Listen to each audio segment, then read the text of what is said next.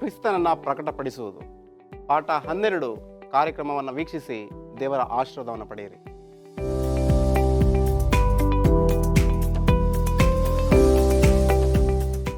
Hope Kannada ಸಬ್ಬತ್ ಶಾಲೆಗೆ ನಿಮ್ಮೆಲ್ಲರಿಗೂ ಆದರದ ಸ್ವಾಗತ. 11 ವಾರಗಳು ಅದ್ಭುತವಾಗಿರ್ತಕ್ಕಂಥ ವಿಷಯಗಳನ್ನು ಕಲಿತಿದ್ದೇವೆ.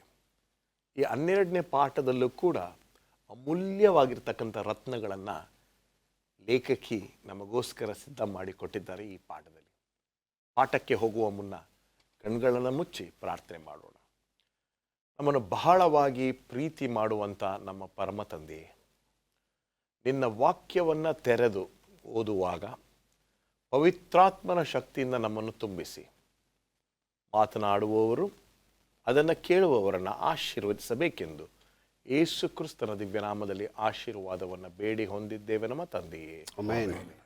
Pastor Muthu Mathew, pastor Ashok Kumar, pastor Prasanna Kumar ಅವರಿರ್ತಕ್ಕಂಥ ತುಂಬ ಸಂತೋಷ. ಬನ್ನಿ ನಾವು ಅವ್ರನ್ನ ಸ್ವಾಗತ ಮಾಡೋಣ. ನಮಸ್ಕಾರ. ತುಂಬ ಸಂತೋಷ ನೀವು ನಮ್ಮ ಕಾರ್ಯಕ್ರಮಕ್ಕೆ ಬಂದಿದ್ದು. 12ನೇ ಪಾಠಕ್ಕೆ ಬಂದಿದ್ದೇವೆ, ಆತನನ್ನು ಹಂಚಿಕೊಳ್ಳುವುದು ಏನು ಎಂಬತಕ್ಕಂಥದ್ದನ್ನು ಆಳಕ್ಕೆ ಹೋಗೋಣ. ಯೆಶಾಯನ ಪ್ರವಾದನೆ ಗ್ರಂಥ 50ನೇ ಅಧ್ಯಾಯ 4ನೇ ವಚನವನ್ನು ನಾವು ಓದೋಣ. ದೇವರ ವಾಕ್ಯ ಈ ರೀತಿ ಹೇಳುತ್ತದೆ: ಬಳಲಿ ಹೋದವರನ್ನು ಮಾತುಗಳಿಂದ ಸುಧಾರಿಸುವುದಕ್ಕೆ ನಾನು ಬಲವನಾಗುವಂತೆ ಕರ್ತನಾದ ಯೆಹೋವನು ಶಿಕ್ಷಿತರ ನಾಲಿಗೆಯನ್ನು ನನಗೆ ದಯಪಾಲಿಸಿದ್ದಾನೆ. ಬೆಳಬೆಳಗೂ ನನ್ನನ್ನು ಎಚ್ಚರಿಸಿ ಶಿಕ್ಷಿತರಂತೆ ನಾನು ಕೇಳುವ ಹಾಗೆ ನನ್ನ ಕಿವಿಯನ್ನು ಜಾಗರಗೊಳಿಸಿದ್ದಾನೆ. ನಮ್ಮ ಒಂದು ನಡೆ ನುಡಿ, ನಮ್ಮ ಒಂದು ಆಗು ಹೋಗುಗಳು ಯಾವ ರೀತಿ ಒಬ್ಬರನ್ನು ಅಥವಾ ಒಬ್ಬರ ಮೇಲೆ ಪ್ರಭಾವವನ್ನು ಬೀರ್ತಕ್ಕಂಥದ್ದಾಗಿದೆ ಎಂಬತಕ್ಕಂಥ ವಿಷಯವನ್ನು ನಾವು ಈ ಪಾಠದಲ್ಲಿ ಕಲೀಲಿಕ್ಕೆ ಹೋಗ್ತಾ ಇದ್ದೀವಿ. You don't have to be Mother Teresa, you don't have to be Doug Batchelor. ನಿಮ್ಮ ಒಂದು ನಡೆ ನುಡಿಯ ಮೂಲಕ ಕೂಡ ನಾವು ಆರಾಧನೆ ಮಾಡ್ತಕ್ಕಂಥ ದೇವರನ್ನು ಇತರರಿಗೆ ಹಂಚಬಹುದು ಎಂಬತಕ್ಕಂಥದ್ದನ್ನು ತುಂಬ ಸುಂದರವಾಗಿ ಉದಾಹರಣೆಯ ಮೂಲಕ ತಿಳಿಸ್ಕೊಟ್ಟಿದ್ದಾರೆ. ಪಾಸ್ಟರ್ ಪ್ರಸನ್ನ ಅವರೇ ಹೇಳಿ. ಖಂಡಿತವಾಗಿ ಇಲ್ಲಿ ಒಂದು ಸಣ್ಣ ದೃಷ್ಟಾಂತವನ್ನು ಹೇಳಿದ್ದಾರೆ. ಒಬ್ಬ ಬೋಧಕರು ತಾವು ವೇಗವಾಗಿ ನಾನು ಸಬ್ಬತ್ ಶಾಲೆ ತಗೊಳ್ಬೇಕು, ನಾನು ಸರ್ವನ್ ತಗೊಳ್ಬೇಕು, ಸ್ವಲ್ಪ ವೇಗವಾಗಿ ಹೋಗ್ಬೇಕು ನಾನು ಎಂಬುದಾಗಿ ಹೋಗ್ತಾ ಇರುವಾಗ ಎಲ್ಲೋ ಒಂದು ಕಡೆ ಒಂದು ಸಣ್ಣ ಅಪಘಾತ ಆದ ರೀತಿಯಲ್ಲಿ ಕಾಣಿಸ್ತದೆ. ಈ ಸಣ್ಣ ಅಪಘಾತದಲ್ಲಿ ಈ ಬೋಧಕರಿಗೆ ಬಹಳ ಕೋಪ ಬರ್ತದೆ. ಅರೆ, ನನ್ನ ಸಮಯ ವ್ಯರ್ಥ ಮಾಡಿಬಿಟ್ನಲ್ಲ, ನಾನು ಟೈಮಿಗೆ ಹೋಗ್ಲಿಕ್ಕೆ ಆಗ್ತಾಯಿಲ್ಲ, ಏನಾಯಿತು ಅದೆಲ್ಲ ಮಾಡ್ತಾಯಿರಿ. ಹೇಗೋ ಮಾಡಿ ಅವನು ಕ್ಷಮೆ ಕೇಳಿ ಮುಂದೆ ಸಾಗಿದ ಮೇಲೆ ಸಭೆಯಲ್ಲಿ ಬಂದು ಅವರು ಸಬ್ಬತ್ ಶಾಲೆ ಪಾಠ ತೆಗೆದುಕೊಳ್ಳುವಾಗ ನೋಡ್ತಾರೆ, ಯಾರ ಜೊತೆಲಿ ಕೋಪವಾಗಿ ಮಾತಾಡಿದ್ರು ಅವ್ನು ಕೂತಿದ್ದಾನೆ ಅಲ್ಲಿ. ಯಾಕೆಂದರೆ ಇಬ್ಬರೂ ಸಹ ನಾವು ಅದೇ ಸಭೆಗೆ ಹೋಗಬೇಕು, ನಾನು ಅಲ್ಲಿಗೆ ಹೋಗಬೇಕು ಎಂಬುದಾಗಿ. ಬೋಧಕರಿಗೆ ಒಂದು ಮುಜುಗರ ಆಗ್ತದೆ. ಅಯ್ಯೋ, ನಾನು ಹೇಗೆ ಮಾಡಿದೆ, ಇವನು ನನ್ನ ಸಹೋದರನೇ ಆಗಿದ್ನಲ್ಲ, ನನ್ನ ಕೋಪವನ್ನು ವ್ಯಕ್ತಪಡಿಸಿದ್ನಲ್ಲ. ಈಗ ನೀವು ಹೇಳಿದ ಹಾಗೆ ನಾವು ಯಾರಿಗಾದರೂ ಕ್ರಿಸ್ತನನ್ನು ಹಂಚಬೇಕಾದ್ರೆ ಮೊದಲು ಆ ಕ್ರಿಸ್ತನು ನಮ್ಮಲ್ಲಿರಬೇಕು, ಆತನ ಗುಣಗಳು ನಮ್ಮಲ್ಲಿರಬೇಕು. ಕೋಪದಿಂದ ಈಗ ಎಷ್ಟೋ ಸಾರಿ ನಾನು ನಮ್ಮ ಮಕ್ಕಳನ್ನೇ ಅಥವಾ ನಮ್ಮ ಉನ್ನತವಾದ ಬೋಧಕರುಗಳು ಕ್ರೈಸ್ತರು ಎಂಬುದಾಗಿ ನಾವು ಯಾರು ಅಂದ್ಕೊಳ್ತೇವೆ, ಅವರನ್ನು ಸಾಧಾರಣವಾದಂಥ ಪರಿಸ್ಥಿತಿಯಲ್ಲಿ ನೋಡುವಾಗ ಒಂದು ರೀತಿ ಇರ್ತಾರೆ. ಆದರೆ ಯಾವುದೋ ಒಂದು ಪರಿಸ್ಥಿತಿ ಹದಗೆಟ್ಟಾಗ, ಒಂದು ಸಣ್ಣ ಅಪಘಾತ ಆದಾಗ, ಏನಾದರೂ ದುಷ್ಟ ಕಾರ್ಯಗಳನ್ನು ನೋಡ್ತಾ ಇರುವಾಗ ಅವ್ರ ಕೋಪ ಏನಾಗ್ತದೆ, ವ್ಯಕ್ತವಾಗ್ತದೆ, ನಿಜಗುಣ ಹೊರಗಡೆ ಬರ್ತದೆ. ಅಲ್ಲಿ ನಾವು ಕ್ರಿಸ್ತನನ್ನು ವ್ಯಕ್ತಪಡಿಸ್ತಾ ಇಲ್ಲ. ಕ್ರಿಸ್ತನನ್ನು ಇನ್ನೊಬ್ಬರಿಗೆ ಹಂಚಬೇಕಾದ್ರೆ ಕ್ರಿಸ್ತನು ನಿಮ್ಮಲ್ಲಿರಬೇಕು. ಇವತ್ತು ಮದರ್ ತೆರೇಸಾ ಬಗ್ಗೆ ಯಾಕೆ ಮಾತಾಡ್ತಾ ಇದ್ದೀವಿ ಅಂದರೆ, ಪ್ರತಿಯೊಂದು ರೋಗಿಯಲ್ಲೂ ಪ್ರತಿಯೊಂದು ವ್ಯಕ್ತಿಯಲ್ಲೂ ಆಕೆ ಕ್ರಿಸ್ತನನ್ನು ಗುರುತಿಸ್ತಾ ಇದ್ಲು. ಕ್ರಿಸ್ತನ ಗುಣಾತಿಶಯವನ್ನು ಆಕೆ ಕ್ರಿಯಾರೂಪದಲ್ಲಿ ವ್ಯಕ್ತಪಡಿಸಿದ್ಲು. ಇವತ್ತು ಕ್ರಿಸ್ತನನ್ನು ಹಂಚಬೇಕಾದ್ರೆ, ಕ್ರಿಸ್ತನ ಗುಣಾತಿಶಯವನ್ನು ತಿಳಿಸ್ಬೇಕಾದ್ರೆ ನಾವು ಕ್ರಿಸ್ತನವರಾಗಬೇಕು. ನಾವು ಪಡೆದಿರ್ತಕ್ಕಂಥ ಆಶೀರ್ವಾದದಲ್ಲಿ ಒಂದು ಸಣ್ಣ ಅಥವಾ ಅಲ್ಪ ಭಾಗವನ್ನು ಇತರರಿಗೆ ಹಂಚಿಕೊಳ್ಬೇಕು, ಅಥವಾ ನಮಗೆ ಸಿಕ್ಕಿರ್ತಕ್ಕಂಥ ಬೆಳಕು, ನಮಗೆ ಸಿಕ್ಕಿರ್ತಕ್ಕಂಥ ಅಂಶಗಳನ್ನು ಬೇರೆಯವ್ರ ಜೊತೆ ಹಂಚ್ಕೋಬೇಕು ಎಂಬತಕ್ಕಂಥದ್ದನ್ನು ನಾವು ನೋಡ್ತೀವಿ. ಭಾನುವಾರದ ಪಾಠ ಹೇಳಿ ಪಾಸ್ಟ್ರೆ. ಮತ್ತಾಯನ ಬರೆದ ಸುವಾರ್ತೆ 28 ಮತ್ತು 18ರಲ್ಲಿ ನಾವು ಈ ರೀತಿಯಾಗಿ ಓದ್ತೇವೆ. ಯೇಸು ಸ್ವಾಮಿ ಅವರನ್ನು ಹತ್ತಿರಕ್ಕೆ ಕರೆದು ಪರಲೋಕದಲ್ಲಿಯೂ ಭೂಲೋಕದಲ್ಲಿಯೂ ಎಲ್ಲ ಅಧಿಕಾರವು ನನಗೆ ಕೊಡಲ್ಪಟ್ಟಿದೆ. ಆದ್ದರಿಂದ ನೀವು ಹೊರಟು ಹೋಗಿ ಎಲ್ಲ ದೇಶಗಳ ಜನರನ್ನು ಶಿಷ್ಯರನ್ನಾಗಿ ಮಾಡಿರಿ. ಅವರಿಗೆ ತಂದೆಯ, ಮಗನ, ಪವಿತ್ರಾತ್ಮನ ಹೆಸರಿನಲ್ಲಿ ದೀಕ್ಷಾ ಸ್ನಾನ ಮಾಡಿಸಿ, ನಾನು ನಿಮಗೆ ಆಜ್ಞಾಪಿಸಿದ್ದನ್ನೆಲ್ಲ ಕಾಪಾಡಿಕೊಳ್ಳುವುದಕ್ಕೆ ಅವರಿಗೆ ಉಪದೇಶ ಮಾಡಿರಿ. ನೋಡಿರಿ, ನಾನು ಯುಗದ ಸಮಾಪ್ತಿಯವರೆಗೂ ಎಲ್ಲ ದಿವಸ ನಿಮ್ಮ ಸಂಗಡ ಇರುತ್ತೇನೆ ಎಂದು ಹೇಳಿದ್ದೇನೆ. ಯೇಸು ಸ್ವಾಮಿ ಕೊಟ್ಟಂಥ ಮಹಾ ಆಜ್ಞೆ ಇದು ಅವರಿಗೆ ಕೊಟ್ಟಂಥ ಒಂದು ದೊಡ್ಡ ಜವಾಬ್ದಾರಿ.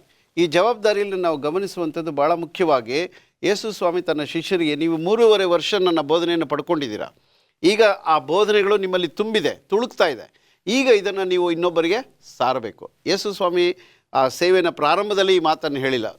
ಸೇವೆಯನ್ನು ಅಂತ್ಯ ಮಾಡಿ ಆತನ ಇನ್ನೇನು ಪರಲೋಕಕ್ಕೆ ಆರೋಹಣ ಆಗಬೇಕು, ಆ ಸಮಯದಲ್ಲಿ ಈ ಮಾತನ್ನು ಅವ್ರಿಗೆ ಹೇಳ್ತಾನೆ. ಇಲ್ಲಿ ನಾವು ಮುಖ್ಯವಾಗಿ ಗಮನಿಸಬೇಕಾಗಿರುವಂಥದ್ದು, ನಾವು ಆತನ ಕುರಿತಾಗಿ ಹಂಚಿಕೊಂಡಾಗ ನಮ್ಮ ಮತ್ತು ಕ್ರಿಸ್ತನ ಸಂಬಂಧ ಬಹಳ ಗಟ್ಟಿಯಾಗ್ತದೆ. ಈಗ ನಾವು 13 ವಾರಗಳು ಏನು ಮಾತಾಡ್ತಾ ಇದ್ದೀವಿ ಅಂದರೆ, ಕ್ರಿಸ್ತನ ಜೊತೆ ನಮ್ಮ ಸಂಬಂಧವನ್ನು ಗಟ್ಟಿಗೊಳಿಸುವುದು ಹೇಗೆ ಅಂತ. ಅದರಲ್ಲಿ ಒಂದು ಬಹಳ ಮುಖ್ಯವಾದಂಥ ಹೆಜ್ಜೆ ಏನು ಅಂದರೆ, ಕ್ರಿಸ್ತನ ಕುರಿತಾಗಿ ನಾವು ಇತರ ಜೊತೆ ಹಂಚಿಕೊಳ್ಳುವಂಥದ್ದು. ಯಾವ ರೀತಿ ನಾವು ಹಂಚಬೇಕು ಅಂತ ನೋಡುವಾಗ, ಅವರಿಗೆ ವ್ಯವಸ್ಥಿತವಾದಂಥ ಒಂದು ಉದ್ದೇಶವಾಗಲಿ ಏನೂ ಇರಲಿಲ್ಲ. ಆದರೆ ಕ್ರಿಸ್ತನ ಜೊತೆ ಇದ್ದಂಥ ಇವರ್ಯಾರು ಕೂಡ ಓದ್ದವರಲ್ಲ, ಅವರು ಅವಿದ್ಯಾವಂತರಾದರೂ ಕೂಡ ಅವರಿಗೆ ಕ್ರಿಸ್ತನು ಎಲ್ಲ ವಿಧವಾದಂಥ ಜ್ಞಾನವನ್ನು ಕೊಟ್ಟಿದ್ದ ಮತ್ತು ಆ ಜ್ಞಾನದಲ್ಲಿ ಅವರು ಪರಿಣಿತಿಯನ್ನು ಪಡ್ಕೊಂಡಿದ್ದರು. ಈಗ ಆ ಜ್ಞಾನವನ್ನು ಇತರ ಜೊತೆ ಹಂಚಲಿಕ್ಕೆ ಅವರು ಸಿದ್ಧರಾಗಿದ್ದರು. ಅದಕ್ಕಾಗಿ ಸ್ವಾಮಿ ಹೇಳ್ತಾನೆ, ಲೋಕದ ಎಲ್ಲ ಭಾಗಕ್ಕೆ ಹೋಗಿ ನೀವೇನು ಮಾಡಿ ಅಂದರೆ ಶಿಷ್ಯರನ್ನಾಗಿ ಮಾಡಿ. ಅಂದರೆ ನಾವು ಈಗ ನಮ್ಮ ಸಭೆಯಲ್ಲಿರುವಂಥದ್ದು, ನಾವು ದುರಾದೃಷ್ಟ ಏನಂದರೆ ನಮ್ಮ ಸಭೆಯಲ್ಲಿ ಎಲ್ಲ ಮೆಂಬರ್ಸ್ ಇದ್ದಾರೆ, ಸಭಿಕರಿದ್ದಾರೆ, ಶಿಷ್ಯರಿಲ್ಲ. ನಾವು ಶಿಷ್ಯರನ್ನಾಗಿ ಮಾಡಬೇಕಂದ್ರೆ ಆತನ ಕುರಿತಾಗಿ ನಾವು ಹಂಚ್ಕೊಳ್ಬೇಕು. ಹಂಚ್ಕೊಂಡಾಗ ಮಾತ್ರ ನಾವು ಶಿಷ್ಯರನ್ನಾಗಿ ಮಾಡಲಿಕ್ಕೆ ಅವಕಾಶ ಸಿಗ್ತದೆ. ಒಂದು ಸಣ್ಣ ವಿರಾಮವನ್ನು ತೆಗೆದುಕೊಳ್ಳೋಣ. ಒಂದು ಸಣ್ಣ ವಿರಾಮ. ಮರಳಿ ಸ್ವಾಗತ. ಸೋಮವಾರದ ಪಾಠಕ್ಕೆ ಬಂದಿದ್ದೇವೆ. ಒಂದು ವಿಶೇಷವಾಗಿರ್ತಕ್ಕಂಥ ಶಕ್ತಿಯ ಬಗ್ಗೆ ನಾವು ಈ ಭಾಗದಲ್ಲಿ ಚರ್ಚೆ ಮಾಡಲಿಕ್ಕೆ ಹೋಗ್ತಾ ಇದ್ದೀವಿ. ಆ ಶಕ್ತಿ ಯಾವುದು, ಅದರಿಂದ ನಾವು ಏನು ಕಲಿಬೋದು ಎಂಬತಕ್ಕಂಥದ್ದನ್ನು ನಾವು ನೋಡೋಣ. ಪಾಸ್ಟರ್ ಮುತ್ತು ಮ್ಯಾಥ್ಯೂ ಹೇಳಿ. ಇಲ್ಲಿ ಯೇಸು ಕ್ರಿಸ್ತ ಸ್ವಾಮಿ ಅವರು ಈ ಲೋಕದಲ್ಲಿದ್ದಾಗ ಜನರನ್ನು ಕಂಡು ಅವರು ಕುರುಬನಿಲ್ಲದಂತಹ ಕುರಿಗಳಾಗಿ ಚೆದರಿ ಹೋಗಿದ್ದಾರೆ ಎಂಬುದಾಗಿ ಅವರನ್ನು ಕಂಡು ಯೇಸು ಸ್ವಾಮಿ ಅವರು ತುಂಬ ದುಃಖ ಪಡ್ತಾರೆ. ಅದೇ ರೀತಿ ದೇವರ ಮಕ್ಕಳಾಗಿರುವಂತಹ ನಾವು ನಶಿಸಿ ಹೋಗುತ್ತಿರುವಂತಹ ಆತ್ಮಗಳನ್ನು ಕಂಡು ಸುಮ್ಮನೆ ಇರದೆ ಸುವಾರ್ಥ ಸೇವೆಯನ್ನು ಮಾಡಲಿಕ್ಕಾಗಿ ದೇವರು ನಮ್ಮನ್ನು ಕರೆದಿದ್ದಾನೆ, ನೇಮಿಸಿದ್ದಾನೆ. ದೇವರ ಮಕ್ಕಳಾದಂತಹ ನಾವು ಕ್ರೈಸ್ತರು ಅಂದ ತಕ್ಷಣ ಚೆನ್ನಾಗಿರುತ್ತೆ ಅವ್ರ ಲೈಫ್ ಸ್ಟೈಲ್, ಇಲ್ಲಾಂದರೆ ಅವ್ರ ಜೀವನ ತುಂಬ ಸುಲಭವಾಗಿರುತ್ತೆ ಎಂಬುದಾಗಿ ನಾವು ನೆನೆಸ್ತೇವೆ. ಆದರೆ ದೇವರು ನಮ್ಮನ್ನು ಕರೆದದ್ದು ಕ್ರಿಸ್ತನಿಗಾಗಿ ಶ್ರಮೆಗಳನ್ನು ಅನುಭವಿಸಲಿಕ್ಕೆ. ಈ ಭಾಗದಲ್ಲಿ ನಾವು ಗಮನಿಸೋದಾದರೆ, ದೇವರ ಪ್ರೀತಿ ನಮ್ಮಲ್ಲಿ ಸಂಪೂರ್ಣವಾಗಿರುವಾಗ ಆ ಪ್ರೀತಿಯನ್ನು ಮತ್ತೊಬ್ಬರಿಗೆ ಹಂಚ್ತೇವೆ, ಕ್ರಿಸ್ತನ ಗುಣನಡತೆಗಳನ್ನು ಮತ್ತೊಬ್ಬರಿಗೆ ಪ್ರಕಟಪಡಿಸ್ತೇವೆ. ಇಲ್ಲಿ ನೋಡಿ, ಯೆರೆಮೀಯನ ಪುಸ್ತಕ 20ನೇ ಅಧ್ಯಾಯ 9ನೇ ವಾಕ್ಯ, ನಾನು ಯೆಹೋವನ ವಿಷಯವನ್ನು ಪ್ರಕಟಿಸೆನು, ಆತನ ಹೆಸರಿನಲ್ಲಿ ಇನ್ನು ಮಾತಾಡೆನು ಎಂದುಕೊಂಡರೆ ಉರಿಯುವ ಬೆಂಕಿಯು ನನ್ನ ಎಲುಬುಗಳಲ್ಲಿ ಅಡಕವಾಗಿದೆಯೋ ಎಂಬಂತೆ ನನ್ನ ಹೃದಯದಲ್ಲಿ ಸಂಕಟವಾಗುತ್ತದೆ. ತಡೆದು ಆಯಾಸಗೊಂಡಿದ್ದೇನೆ, ಸಹಿಸಲಾರೆ. ನೋಡಿ, ದೇವರ ಪ್ರೀತಿ ನಮ್ಮಲ್ಲಿರುವಾಗ, ಆತನ ಉರಿಯುವ ಬೆಂಕಿಯು ನಮ್ಮ ಮನಸ್ಸಿನಲ್ಲಿರುವಾಗ, ಅದು ಯಾವುದೇ ಕಾರಣಕ್ಕೂ ಕೂಡ ನಾವು ಸುಮ್ಮನೆ ಇರೋದಿಲ್ಲ. ನಾವು ಆ ಒಂದು ಪ್ರಭಾವ ಮತ್ತೊಬ್ಬರಿಗೆ ನಾವೇನು ಮಾಡ್ತೇವಪ್ಪ ಅಂತಂದರೆ ಪ್ರಕಟಪಡಿಸಲಿಕ್ಕೆ ನಾವು ಪ್ರಯತ್ನವನ್ನು ಮಾಡ್ತೇವೆ. ದೇವರ ಮಕ್ಕಳಾಗಿ ನಾವು ಇದನ್ನು ಮಾಡಬೇಕು. ನೋಡಿ, ಯೇಸು ಸ್ವಾಮಿಯವರು ಸುವಾರ್ತೆಯನ್ನು ಸಾರ್ತಿದ್ರು, ಆದರೆ ಬಲವಂತವನ್ನು ಮಾಡ್ತಿರ್ಲಿಲ್ಲ. ಈಗ ಆದಾಮ ಅವುಗಳನ್ನು ನಾವು ತೆಗೆದುಕೊಂಡಾಗ ಒಳ್ಳೆಯದರ ಕೆಟ್ಟದರ ಮರದ ಹಣ್ಣನ್ನು ತಿನ್ನಬೇಡಿ ಎಂಬುದಾಗಿ ಮಾತ್ರ ಹೇಳಿದ್ರು, ತಿನ್ನುವಾಗ ತಡಿಲಿಲ್ಲ ದೇವರು. ಅದೇ ರೀತಿ ನೋಹನ ಕಾಲಕ್ಕೆ ನಾವು ಬಂದಾಗ ಆತನು ಹಡಗನ್ನು ಕಟ್ಟಿದ, ಹಡಗಿನಲ್ಲಿ ನೀವು ಹತ್ತಿರಿ ಎಂಬುದಾಗಿ 120 ವರ್ಷ ಆತನು ಪ್ರಕಟ ಮಾಡ್ದ. ಆದರೆ ಯಾರೊಬ್ಬರು ಕೂಡ ಹತ್ತಲಿಲ್ಲ. ದೇವರವರನ್ನು ಬಲವಂತ ಮಾಡಲಿಲ್ಲ, ಹತ್ತಿರಿ ನೀವು ರಕ್ಷಣೆಯನ್ನು ಹೊಂದ್ರಿ ಎಂಬುದಾಗಿ. ಯೇಸು ಸ್ವಾಮಿ ಏನು ಮಾಡ್ತಾರಪ್ಪ ಅಂದರೆ ಪ್ರೀತಿಯನ್ನು ತೋರಿಸ್ತಾರೆ, ಬಲವಂತ ಮಾಡೋದಿಲ್ಲ. ಆದ್ದರಿಂದ ದೇವರ ಮಕ್ಕಳಾದಂತಹ ನಾವು ಒಂದನ್ನು ಮಾಡಬೇಕೇನಪ್ಪ ಅಂತಂದರೆ ದೇವರ ವಾಕ್ಯವನ್ನು ಪ್ರಕಟ ಮಾಡಬೇಕು, ಬಲವಂತ ಮಾಡಬಾರ್ದು. ಅದು ತುಂಬ ತುಂಬ ತಪ್ಪು. ಇಂದಿನ ಸಮಾಜದಲ್ಲಿ ನಾವು ಇದನ್ನು ಸಾಧಾರಣವಾಗಿ ಕಾಣ್ತಾ ಇರ್ತೇವೆ. ನೋಡಿ, ಈ ಐಗುಪ್ತ ದೇಶದಿಂದ ಬಂದಂತಹ ಇಸ್ರಾಯೇಲರಿಗೆ ದೇವರು ಬಲವಂತ ಮಾಡಲಿಲ್ಲ, ವಿಗ್ರಹಾರಾಧನೆ ಮಾಡಲಿಕ್ಕೆ ಅವ್ರು ಶುರು ಮಾಡಿದ್ರು, ದೇವರು ಅವನು ಬಲವಂತ ಮಾಡಲಿಲ್ಲ. ಆ ರೀತಿ ನಮ್ಮ ದೇವರು ಪ್ರೀತಿಮಯನಾದಂತಹ ದೇವರು, ಆತನ ವಾಕ್ಯ ನಮ್ಮಲ್ಲಿದ್ದು ಆ ವಾಕ್ಯವನ್ನು ನಾವು ಸಂಪೂರ್ಣವಾಗಿ ಅರಿತಾಗ ಆ ವಾಕ್ಯದಿಂದ ನಾವು ಪ್ರಭಾವಗೊಂಡು ಮತ್ತೊಬ್ಬರಿಗೆ ಆ ವಾಕ್ಯವನ್ನು ನಾವು ಹಂಚಲಿಕ್ಕೆ ಪ್ರಯತ್ನ ಮಾಡ್ತೇವೆ. ಅದು ಈ ಭಾಗದಲ್ಲಿ ನಾವು ಕಲಿತಿದ್ದೇವೆ. ನೋಡಿ, ಇಲ್ಲಿ 2ನೇ ಕೊರಿಂಥ ಪತ್ರಿಕೆ 5ನೇ ಅಧ್ಯಾಯ 14ನೇ ವಚನದಲ್ಲಿ ನಾವು ನೋಡೋದಾದರೆ, ಎರಡನೇ ಕೊರಿಂಥ ಪತ್ರಿಕೆ 5ನೇ ಅಧ್ಯಾಯ 14ನೇ ವಚನ ಈ ರೀತಿ ಹೇಳುತ್ತೆ, ಕ್ರಿಸ್ತನ ಪ್ರೀತಿಯು ನಮಗೆ ಒತ್ತಾಯ ಮಾಡುತ್ತದೆ, ಎಲ್ಲರಿಗೋಸ್ಕರ ಒಬ್ಬನು ಸತ್ತದ್ದರಿಂದ ಎಲ್ಲರೂ ಸತ್ತಂತಾಯಿತೆಂದು ನಿಶ್ಚಯಿಸಿಕೊಂಡೆವು. ನೋಡಿ, ಕ್ರಿಸ್ತನ ಪ್ರೀತಿ ನಮ್ಮಲ್ಲಿರುವಾಗ ಆ ಪ್ರೀತಿ ನಮ್ಮನ್ನೇನು ಮಾಡತ್ತಪ್ಪ ಅಂತಂದರೆ ಬಲವಂತಗಳು ಮಾಡುತ್ತೆ. ನಾನು ಕ್ರಿಸ್ತನ ಪ್ರೀತಿಯನ್ನು ಪ್ರಕಟ ಮಾಡಬೇಕು ಎಂಬುದಾಗಿ ಅದನ್ನು ನಮ್ಮನ್ನು ಬಲವಂತ ಮಾಡುತ್ತೆ. ಆದ್ದರಿಂದ ನಾವು ಕ್ರಿಸ್ತನ ಪ್ರೀತಿಯನ್ನು, ಕ್ರಿಸ್ತನ ವಾಕ್ಯವನ್ನು ನಮ್ಮ ಹೃದಯದಲ್ಲಿ, ಮನಸ್ಸಿನಲ್ಲಿ ತುಂಬಿಟ್ಟುಕೊಂಡು ಆ ವಾಕ್ಯವನ್ನು ಮತ್ತೊಬ್ಬರಿಗೆ ನಾವು ಸಾರುವಾಗ ನಾವು ಖಂಡಿತವಾಗಲೂ ದೇವರ ಮೆಚ್ಚುಗೆಯ ಮಕ್ಕಳಾಗ್ತೇವೆ. ಬಹಳಷ್ಟು ವಚನಗಳ ಮೂಲಕ ನಾವು ಯಾವ ರೀತಿ ಸ್ವಾರ್ಥ ಸೇವೆಯಲ್ಲಿ ಭಾಗಿಗಳಾಗಿರಬೇಕು ಎಂಬತಕ್ಕಂಥದ್ದನ್ನು ತಿಳಿಸ್ಕೊಟ್ರಿ. ದೇವರು ನಿಮ್ಮನ್ನು ಆಶೀರ್ವದಿಸಲಿ. ಮುಂದೆ ಹೋಗೋಣ. ಯೇಸು ಸ್ವಾಮಿಯನ್ನು ಇತರರಿಗೆ ಹಂಚಲಿಕ್ಕೆ ಅದ್ಭುತವಾಗಿರ್ತಕ್ಕಂಥ ವಿಚಾರಗಳನ್ನು ತಿಳಿಸ್ಕೊಟ್ಟಿದ್ದಾರೆ, ಹೇಳಿ. ಅನೇಕರಿಗೆ ಯಾವ ರೀತಿಯಲ್ಲಿ ಕ್ರಿಸ್ತನನ್ನು ಹಂಚಬೇಕು ಎಂಬತಕ್ಕಂಥ ವಿಧಾನಗಳು, ಕಾರಣಗಳು, ಅಂಶಗಳು ತಿಳಿದೇ ಇರ್ಬೋದು. ಆದರೆ ಇಲ್ಲಿ ಮೊದಲನೇದಾಗಿ ನಾವು ತಿಳ್ಕೊಳ್ಬೇಕು, ಯಾರಿಗೆ ಹಂಚ್ತಾ ಇದ್ದೇವೆ? ದಾರಿಲಿ ಹೋಗ್ತಕ್ಕಂಥ ವ್ಯಕ್ತಿಗಳ್ಗ, ಪಕ್ಕದ ಮನೆಯವ್ರಿಗೆ ಹಂಚ್ತಿದ್ದೀವ, ಅಥವಾ ಅಂಗಡೀಲಿ ಇರ್ತಕ್ಕಂಥವ್ರಿಗ? ಪ್ರತಿದಿನವೂ ನಾವು ಒಬ್ಬರನ್ನ ಇನ್ನೊಬ್ಬರನ್ನ ಭೇಟಿ ಆಗ್ತಾನೆ ಇರ್ತೇವೆ. ಆದರೆ ಅವರಿಗೆ ಇವ್ರು ಕ್ರೈಸ್ತರು, ಇವ್ರ ಮಾತಲ್ಲಿ ವ್ಯತ್ಯಾಸ ಇದೆ ಎಂಬುದಾಗಿ ಗುರುತಿಸ್ತೀವ? ಅಥವಾ ಅವ್ರ ಜೊತೆಲೇ ನಾವು ಪಾಲುಗಾರರಾಗಿ ಅವರಾಗೇ ಇರ್ತೀವ? ನಾವು ಏನೇ ಸಂಭಾಷಣೆಯನ್ನು ಮಾಡಿದ್ರೂ ಸಹ ಬಹಳ ವ್ಯತ್ಯಾಸವಾಗಿರಬೇಕು. ಇಲ್ಲಿ ಯೆಶಾಯನು ಬರೆದ ಪ್ರವಾದನಗಂತ 50ನೇ ಅಧ್ಯಾಯ 4ನೇ ವಚನ ಹೇಳ್ತದೆ, ಬಳಲಿ ಹೋದವರನ್ನು ಮಾತುಗಳಿಂದ ಸುಧಾರಿಸುವುದಕ್ಕೆ ನಾನು ಬಲ್ಲವನಾಗುವಂತೆ ಕರ್ತನಾದ ಯೆಹೋವನು ಶಿಕ್ಷಿತರ ನಾಲಿಗೆಯನ್ನು ನನಗೆ ದಯಪಾಲಿಸಿದ್ದಾನೆ. ಬೆಳಬೆಳಗೂ ನನ್ನನ್ನು ಎಚ್ಚರಿಸಿ ಶಿಕ್ಷಿತರಂತೆ ನಾನು ಕೇಳುವ ಹಾಗೆ ನನ್ನ ಕಿವಿಯನ್ನು ಜಾಗರಗೊಳಿಸುತ್ತಿದ್ದಾನೆ. ಅಂದರೆ ಒಬ್ಬ ಕ್ರೈಸ್ತನಾಗಿ ನಾವು ಇತರರನ್ನು ಎದುರಿಸುವಾಗ ಭಾಳ ಎಚ್ಚರಿಕೆಯಿಂದ ಇರಬೇಕು. ಇಲ್ಲಿ ಕೆಲವು ಅಂಶಗಳನ್ನ ಕೊಟ್ಟಿದ್ದಾರೆ, ಒಂದು ಸುಮಾರು 7 ಅಂಶಗಳಿವೆ. ಸಂಕ್ಷಿಪ್ತವಾಗಿ ನಾವು ಕಲ್ತ್ಕೊಳ್ಳೋಣ. ಮೊದಲನೇದಾಗಿ, ಇನ್ನೊಬ್ಬರ ಜೊತೆಯಲ್ಲಿ ಸ್ನೇಹವನ್ನು ಬೆಳೆಸುವುದಕ್ಕಿಂತ ಮುಂಚಿತವಾಗಿ ಅವ್ರ ಬಗ್ಗೆ ತಿಳ್ಕೊಳ್ಬೇಕು. ನಾವು ಯಾರ ಜೊತೆಯಲ್ಲಿ ಸ್ನೇಹ ಮಾಡ್ತಾ ಇದ್ದೇವೆ? ನಮ್ಮ ಹಾಸ್ಟೆಲ್ ಬೋರ್ಡಿಂಗ್ನಲ್ಲಿ ಒಬ್ಬ ಡೀನ್ ಇದ್ರು ನಮಗೆ ಆ ಕಾಲದಲ್ಲಿ. ಅವ್ರು ಹೇಳ್ತಾ ಇದ್ರು, ನಿನ್ನ ಸ್ನೇಹಿತನ ಹೆಸರನ್ನು ಹೇಳು, ನೀನು ಯಾರು ಅಂತ ಹೇಳ್ತೇನೆ ನಾನು ಅಂತ ಇದ್ರು. Tell me your friend, I will tell you who you are. ಅಂದರೆ ನಾವು ಯಾರ ಜೊತೆಯಲ್ಲಿ ಸ್ನೇಹ ಮಾಡ್ತೇವೆ ಬಹಳ ಮುಖ್ಯ. ಅದನ್ನು ನಾವು ಗುರುತಿಸ್ಕೊಳ್ಬೇಕು. ಆ ಸ್ನೇಹವನ್ನು ಮಾಡುವಾಗಲೂ ಸಹ ಇದು ಒಂದು ಪ್ರೀತಿಯ ಸ್ನೇಹ ಆಗಿರಬೇಕು. ಎರಡನೇದಾಗಿ, ಪವಿತ್ರಾತ್ಮನನ್ನು ಕೇಳ್ಕೊಳ್ಬೇಕು. ಸ್ವಾಮಿ, ನಾವು ಇವ್ರ ಜೊತೆಲಿ ಮಾತಾಡ್ತಾ ಇದ್ದೇನೆ, ಒಂದು ಅವಕಾಶ ಸಿಗ್ತಾ ಇದೆ, ಅವನನ್ನು ನಾನು ಸ್ನೇಹಿತರನ್ನಾಗಿ ಮಾಡಿಕೊಳ್ಬೇಕು, ಸಹಾಯ ಮಾಡು ಎಂಬುದಾಗಿ ಕೇಳ್ಕೊಳ್ಬೇಕು. ಮೂರನೇದಾಗಿ, ಕೆಲವು ಅವಕಾಶಗಳನ್ನು ಹುಡುಕ್ತಾ ಇರಬೇಕು. ನಾವು ಅವನ ಜೊತೆಯಲ್ಲಿ ಯಾವತ್ತಾದರೂ ನಾನು ಪ್ರಾರ್ಥನೆ ಮಾಡಬೇಕು, ಅವನನ್ನು ಸಭೆ ಕರಿಬೇಕು, ಅವನಿಗೆ ಊಟಕ್ಕೆ ಕರಿಬೇಕು, ಏನಾದರೂ ಒಂದು ಹಂಚ್ಕೊಡ್ಬೇಕು ಎಂಬುದಾಗಿ. ಸ್ನೇಹತ್ವವನ್ನು ನಾಲ್ಕನೇದಾಗಿ ನಾವೇನು ಮಾಡಬೇಕು ಅಂದರೆ, ಹೊಸ ಹೊಸ ಸ್ನೇಹಿತರನ್ನು ನಾವು ಬೆಳೆಸುವಾಗ ಅವರನ್ನು ಸಭೆಗೆ ಕರಿಬೇಕು, ಸಭೆಯಲ್ಲಿ ಅವರು ಹೊಂದಾಣಿಕೆಯನ್ನು ಹೊಂದ್ಕೊಳ್ಬೇಕು. ಅನಂತರ ನಾವು ನೋಡ್ತೇವೆ, ಆ ಸ್ನೇಹಿತನ ಜೊತೆಯಲ್ಲಿ ಪ್ರಾರ್ಥನೆ ಮಾಡಿ ಹೊಸ ಸ್ನೇಹಿತರನ್ನು ಮಾಡಿಕೊಂಡು ಅವಕಾಶಗಳನ್ನ ಕೊಟ್ಟು ಅವರಿಗೆ ಸಲಹೆಗಳನ್ನ ಕೊಟ್ಟು ಅವ್ರು ಏನು ಮಾಡಬೇಕು, ಹೇಗೆ ಒಳ್ಳೆಯವರಾಗ್ಬೋದು, ಹೇಗೆ ಕೆಟ್ಟ, ಒಂದು ವೇಳೆ ಕೆಲವರಿಗೆ ಕೆಟ್ಟ ಅಭ್ಯಾಸ ಇರ್ಬೋದು, ಅಭ್ಯಾಸವನ್ನು ಹೇಗೆ ಬಿಡ್ಬೋದು, ಅದನ್ನೆಲ್ಲ ಹೇಳ್ಕೊಡ್ಬೇಕು ಎಂಬುದಾಗಿ. ಅನಂತರ ಕೊನೆಯದಾಗಿ, ನಿಮಗೊಂದು ಸಮಯ ಬರ್ತದೆ, ಇವ್ರನ್ನ ಹೇಗಾದರೂ ಮಾಡಿ ನನ್ನ ಸಭೆಯ ಸದಸ್ಯನಾಗಿ ಮಾಡಬೇಕು, ಅವ್ರ ಸತ್ಯವೇದ ಪಾಠವನ್ನು, ಅವ್ರಿಗೆ ಬೋಧಕನ ಪರಿಚಯ ಮಾಡಿಸ್ಬೇಕು, ಕೊನೆಗೆ ಅವ್ರನ್ನ ದೀಕ್ಷಾಸ್ನಾನ ಮಾಡಿಸ್ಬೇಕು ಎಂಬತಕ್ಕಷ್ಟು ಸ್ನೇಹತ್ವ ನಿಮಗೆ ಬರಬೇಕು. ಇದು ಕ್ರಿಸ್ತನನ್ನು ಹಂಚ್ತಕ್ಕದ್ದು ಎಂಬುದಾಗಿ.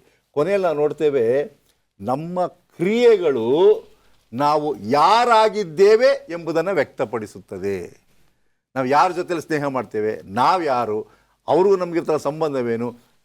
ಹೊಸ ಸ್ನೇಹಿತರುಗಳನ್ನು ನಾವು ಸಭೆಗೆ ಕರ್ಕೊಂಡು ಬಂದಾಗ ಯಾರು ಕರ್ಕೊಂಡು ಬರ್ತಾರೆ ಅವ್ರ ಮೇಲೆ ಹೆಚ್ಚು ಪರಿಣಾಮ ಬೀರ್ತದೆ. ಪರಿಚಯ ಮಾಡೋದು ಮಾತ್ರವಲ್ಲ, ಬೋಧಕರಿಗೆ ಹೇಳ್ತಾರೆ, ಓ ಇವ್ರು ಕರ್ಕೊಂಡು ಬಂದಿದ್ದೀರಾ, ಭಾಳ ಸಂತೋಷ. ನೀವು ಹಾಗೆ ಇದ್ದಾಗ ಆ ಸ್ನೇಹಿತ ಯಾರು ಕರ್ಕೊಂಡು ಬಂದ್ರಲ್ಲ ಅವನ್ನೇ ಹೆಚ್ಚಾಗಿ ನೋಡ್ತಾನೆ ಹೊರತು ಬೋಧಕರನ್ನಲ್ಲ. ಸೊ ನಾವು ಏನೇ ಮಾಡಿದ್ರೂ ಸಹ ಸತ್ಯವೇದಲ್ಲಿರ್ತಕ್ಕಂಥ ಕೆಲವು ಸಲಹೆಗಳನ್ನು ಸೂಕ್ಷ್ಮವಾಗಿ ತೆಗೆದುಕೊಂಡು ಉನ್ನತವಾದ ಮಾದರಿಯ ಕ್ರೈಸ್ತರಾದರೆ ಇತರರಿಗೆ ಹಂಚುವುದಕ್ಕೆ ಸುಲಭವಾಗುತ್ತದೆ. ವಂಡರ್ಫುಲ್. ನಮ್ಮ ನಡೆ ನುಡಿಯ ಮೂಲಕ ಕೂಡ ದೇವರನ್ನ ಹಂಚಬಹುದು. ಒಂದು ಸಣ್ಣ ವಿರಾಮವನ್ನು ತೆಗೆದುಕೊಳ್ಳೋಣ. ಬುಧವಾರದ ಪಾಠಕ್ಕೆ ಬಂದಿದ್ದೇವೆ. ಬನ್ನಿ, ಅಲೆದಾಡುವ ಒಂದು ಮಗು, ವಾಂಡರಿಂಗ್ ಚೈಲ್ಡ್. ಅಷ್ಟು ಅಶೋಕ್, ಈ ಪಾಠದಲ್ಲಿ ನಾವು ಮುಖ್ಯವಾಗಿ ಗಮನಿಸುವಂಥದ್ದು ರಾಹೇಳಳ ಬಗ್ಗೆ ನಾವು ನೋಡ್ತಾ ಇದ್ದೀವಿ. ಇಲ್ಲಿ ಯೆರೆಮೀಯನ ಗ್ರಂಥ 31ನೇ ಅಧ್ಯಾಯ 15ನೇ ವಚನವನ್ನು ನಾನು ಓದ್ತಾ ಇದ್ದೀನಿ. ಯೆಹೋವನು ಇಂತೆನ್ನುತ್ತಾನೆ, ರಾಮಾದಲ್ಲಿ ಬೊಬ್ಬೆಯು ಕೇಳಿಸುತ್ತದೆ, ಗೋಳಾಟವು ಘೋರೋರ ಧನವು ಉಂಟಾಗಿವೆ. ರಾಹೇಳಳು ತನ್ನ ಮಕ್ಕಳಿಗೋಸ್ಕರ ಅತ್ತತ್ತು ಅವರು ಇಲ್ಲದೆ ಹೋದುದಕ್ಕಾಗಿ ಸಮಾಧಾನ ಹೊಂದದೇ ಇದ್ದಾಳೆ. ಯೆಹೋವನು ಇಂತೆನ್ನುತ್ತಾನೆ, ನಿನ್ನ ಧ್ವನಿಯು ಗೋಳಾಗದಿರಲಿ, ನಿನ್ನ ಕಣ್ಣು ನೀರು ಸುರಿಸದಿರಲಿ, ನಿನ್ನ ಪ್ರಯಾಸವು ಸಾರ್ಥಕವಾಗುವುದು, ಇದು ಯೆಹೋವನ ನುಡಿ. ನಿನ್ನ ಮಕ್ಕಳು ಶತ್ರುನ ದೇಶದಿಂದ ಹಿಂದಿರುಗುವರು ಎಂಬುದಾಗಿ ಇಲ್ಲಿ ನಾವು ನೋಡ್ತೇವೆ. ಇಲ್ಲಿ ಯಾಕೆ ಇದನ್ನು ಹೇಳ್ತಿದ್ದಾರೆ ಅಂದರೆ, ಎಫ್ರಾಯಿಮ್ ಎನ್ನುವಂಥ ಒಂದು ಉದಾಹರಣೆಯನ್ನು ತೆಗೆದುಕೊಂಡು ಅವರು ಯಾವ ರೀತಿಯಲ್ಲಿ ಅನ್ಯರ ದೇಶದಲ್ಲಿ ಅಲೆದಾಡ್ತಾ ಇದ್ದರೋ, ಆದರೆ ದೇವರ ವಾಗ್ದಾನ, ನೀವು ಅಲೆದಾಡುವುದನ್ನು ತಪ್ಪಿಸಿ ನಿಮ್ಮನ್ನು ನಿಮ್ಮ ಸ್ವಂತ ದೇಶಕ್ಕೆ ಕರ್ಕೊಂಡು ಬರ್ತೇನೆ ಎಂಬುದಾಗಿ ವಾಗ್ದಾನ ಮಾಡಿದ್ದಾರೆ. ಈಗ ಇದು ನಮಗೆ ಯಾವ ರೀತಿ ಈ ಪಾಠಕ್ಕೆ ಸಂಬಂಧಿಸಿದಂತೆ ನೋಡಬೇಕಾದ್ರೆ, ನಾವು ಈ ರೀತಿ ಅಲೆದಾಡುವಂಥ ಅನೇಕರನ್ನು ಮತ್ತೆ ನಮ್ಮ ಗುಂಪಿಗೆ ಸೇರಿಸುವಂಥ ಜವಾಬ್ದಾರಿಯನ್ನು, ಕ್ರಿಸ್ತನ ವಾಕ್ಯವನ್ನು ಅವ್ರ ಜೊತೆ ಹಂಚ್ಕೊಳ್ಳುವಂಥ ಜವಾಬ್ದಾರಿ ನಮಗೆ ಕೊಟ್ಟಿದ್ದಾರೆ. ಅಂದರೆ ಸಭೆಗೆ ಒಂದು ಜವಾಬ್ದಾರಿ ಕೊಟ್ಟಿದ್ದಾರೆ. ಇಲ್ಲಿ ಎಫ್ರಾಯಿಮ್ ಅಂದರೆ ಸಭೆ. ಈ ಸಭೆ ಅನ್ನುವಂಥದ್ದು ದೇವರ ಕಾರ್ಯದಲ್ಲಿ ನಿಮಗ್ನರಾಗಿರಬೇಕು. ಯಾಕಂದರೆ ಈ ಸಭೆಗೆ ದೇವರು ಒಂದು ವಿಶೇಷವಾದಂಥ ಆಜ್ಞೆಯನ್ನು ಕೊಟ್ಟಿದ್ದಾನೆ, ಒಂದು ಜವಾಬ್ದಾರಿಯನ್ನು ಕೊಟ್ಟಿದ್ದಾನೆ. ಈ ಜವಾಬ್ದಾರಿಯ ಮೂಲಕ ನಾವು ಅನೇಕರನ್ನು ಕ್ರಿಸ್ತನ ಸಭೆಗೆ ಸೇರಿಸಬೇಕಾಗಿದೆ.